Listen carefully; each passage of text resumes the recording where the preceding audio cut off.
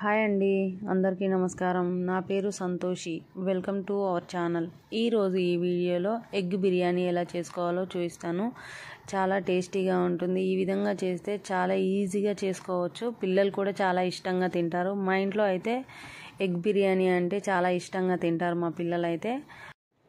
తయారీ విధానం: ముందుగా అయితే నేను ఒక 2 గ్లాసెస్ రైస్ని తీసుకొని నీట్గా కడిగి ఒక అరగంట సేపు నానబెట్టి పెట్టేస్తున్నాను. ఇది నానేలోపు ఎగ్స్ని అయితే ఉడకబెట్టిన ఎగ్స్ని నేను ఒక 6 ఎగ్స్ని అయితే తీసుకున్నాను. ఉడికించి పొట్టు తీసి అన్ని వాటికి ఘాట్లు పెట్టి సైడ్కి పెట్టేశాను. వేరే ప్యాన్ పెట్టేసి దీంట్లోకి 3 టేబుల్ స్పూన్ల ఆయిల్ని తీసుకొని ఆయిల్ హీట్ అయిన తర్వాత దీంట్లో 5 ఇలాచి, 5 లవంగా, 1 మరాఠీ మొగ్గ, జాపత్రి పువ్వు, 3 బగారా ఆకులు, కొద్దిగా సాజీరా వేసి కొద్దిగా వేగిన తర్వాత దీంట్లోకి 2 ఆనియన్స్ పెద్ద సైజులో ఉన్నాయి, చిన్న చిన్నగా కట్ చేసి దీంట్లో వేస్తున్నాను. ఈ విధంగా వేసిన తర్వాత మొత్తం కలిసేలా కలుపుకోవాలి. హై ఫ్లేమ్లో పెట్టి స్టవ్ని మొత్తం గోల్డ్ కలర్ వచ్చే వరకు ఫ్రై చేసుకోవాలి. కొద్దిగా ఈ విధంగా ఫ్రై అయిన తర్వాత దీంట్లోకి 1 స్పూన్ పసుపు, 1 టేబుల్ స్పూన్ అల్లం వెల్లుల్లి పేస్ట్ని యాడ్ చేసుకోవాలి. అల్లం వెల్లుల్లి పేస్ట్ పచ్చివాసన పోయే వరకు ఉడికించుకోవాలి. సో ఇదైతే నేను కొద్దిసేపు ఒక 1 మినిట్ వరకు ఫ్రై చేస్తున్నాను. స్టవ్ వచ్చేసి మీడియం ఫ్లేమ్లోకి మార్చుకొని ఫ్రై చేసుకోవాలి. ఈ విధంగా ఫ్రై అయిన దాంట్లోకి 1 స్పూన్ అంతా పచ్చిమిర్చి పేస్ట్ని కూడా యాడ్ చేస్తున్నాను దీంట్లోనే. ఇది కూడా పచ్చివాసన పోయే వరకు ఫ్రై చేసుకోవాలి. దీంట్లోనే నేను కొద్దిగా కొత్తిమీర, కొద్దిగా పుదీనాని చిన్న చిన్నగా కట్ చేసి వేసేసుకుంటున్నాను. ఈ విధంగా వేసిన తర్వాత మొత్తం ఒకసారి కలిపిన తర్వాత దీంట్లోకి కొద్దిగా కాజును కూడా యాడ్ చేస్తున్నాను. కాజు వేయడం వల్ల కొంచెం తినేటప్పుడు మనకి చాలా టేస్టీగా అనిపిస్తుంది. సో దానివల్ల కాజు వేసుకుంటే చాలా మంచిగా అనిపిస్తుంది. ఈ విధంగా ఫ్రై అయిన దాంట్లోకి 3 టమాటోస్ని అయితే చిన్న చిన్నగా కట్ చేసి యాడ్ చేస్తున్నాను. ఈ టమాటో వేయడం వల్ల గ్రేవీ అనేది కరెక్ట్గా వస్తుంది. దీంట్లోకి 2 స్పూన్స్ సాల్ట్ని కూడా యాడ్ చేస్తున్నాను. 1 స్పూన్ కారాన్ని కూడా యాడ్ చేస్తున్నాను. ఇంతకుముందు పచ్చికారం వేసాం కాబట్టి నేను ఎండి కారాన్ని 1 స్పూన్ యాడ్ చేస్తున్నాను. కారం అయితే కరెక్ట్గా సరిపోతుంది. సో ఇవంతా వేసిన తర్వాత మొత్తం కలిసేలా కలుపుకొని ఒక 2 నిమిషాలు 3 నిమిషాల వరకు మూత పెట్టేసి మగ్గించుకోవాలి మీడియం ఫ్లేమ్లో పెట్టుకొని. సో ఈ విధంగా మగ్గిపోయింది టమాటో అయితే. మొత్తం ఒకసారి కలిపేసిన తర్వాత దీంట్లోకి 1 స్పూన్ ధనియా పౌడర్ని కూడా యాడ్ చేస్తున్నాను. దీంట్లోకి 1/2 టీ స్పూన్ వరకు గరం మసాలాని కూడా యాడ్ చేసుకోవాలి. ఈ విధంగా యాడ్ చేసిన తర్వాత మొత్తం కలిసేలా కలుపుకోవాలి. ఈ విధంగా కలిపిన తర్వాత దీంట్లోనే మనకు పెరుగును కూడా యాడ్ చేసుకోవాల్సి ఉంటుంది. కొద్దిగా జీలకొట్టి కొద్దిగా వాటర్ యాడ్ చేసుకొని దీంట్లో వేసుకొని మగ్గించుకుంటే మనకు కరెక్ట్గా వస్తుంది గ్రేవీ కూడా. సో నేనైతే మజ్జిగని వేసిన తర్వాత మొత్తం ఒకసారి కలిసేలా కలిపేస్తున్నాను.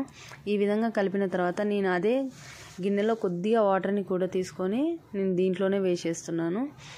స్టవ్ వచ్చేసి హై ఫ్లేమ్లోకి చేంజ్ చేసి నేను ఇది ఉడికేలా ఉడికిస్తున్నాను. ఈ విధంగా మొత్తం వేసిన తర్వాత దీంట్లోకి ఇంతకుముందు ఉడికించిన గుడ్లను కూడా కాట్లు పెట్టి దీంట్లో వేసేస్తున్నాను. సో ఈ విధంగా వేసిన తర్వాత మొత్తం ఒకసారి కలిపేసి దీన్ని ఒక 5 to 10 మినిట్స్ వరకు మీడియం ఫ్లేమ్లో కరెక్ట్గా మగ్గించుకుంటే సరిపోతుంది. నేనైతే మూత పెట్టేసి ఉడికిస్తున్నాను.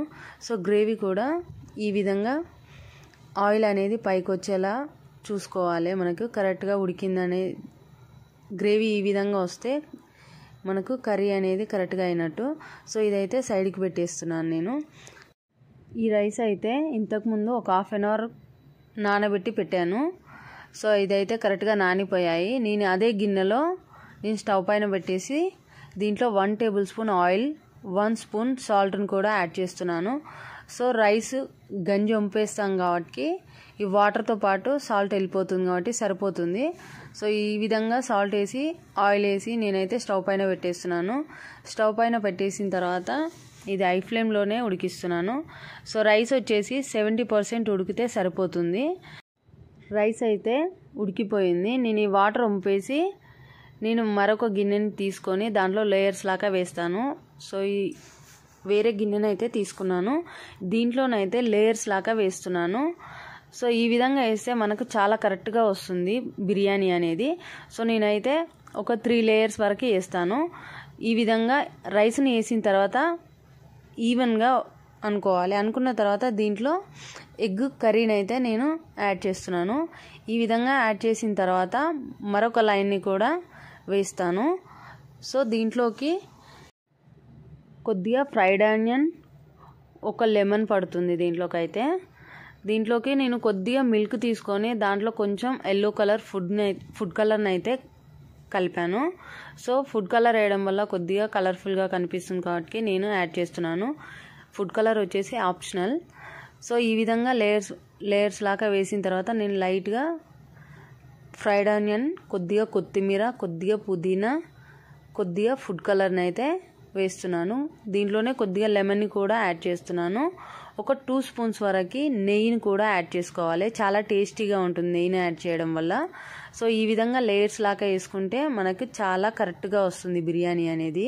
చాలా టేస్టీగా కూడా ఉంటుంది. మనకు చూడడానికైనా తినడానికైనా చాలా మంచిగా అనిపిస్తుంది.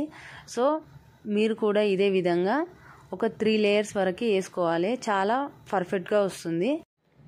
లాస్ట్లో మళ్ళీ రైస్ని వేసి నేను కొద్దిగా లెమన్, కొద్దిగా ఫుడ్ కలర్, కొద్దిగా కొత్తిమీర, పుదీనా, కొద్దిగా ఫ్రైడ్ ఆనియన్ మొత్తం పైనుంచి వేసేసి నేను మూత పెట్టేసి సిమ్లో ఒక 15 మినిట్స్ వరకు దమ్ వేసుకుంటే సరిపోతుంది.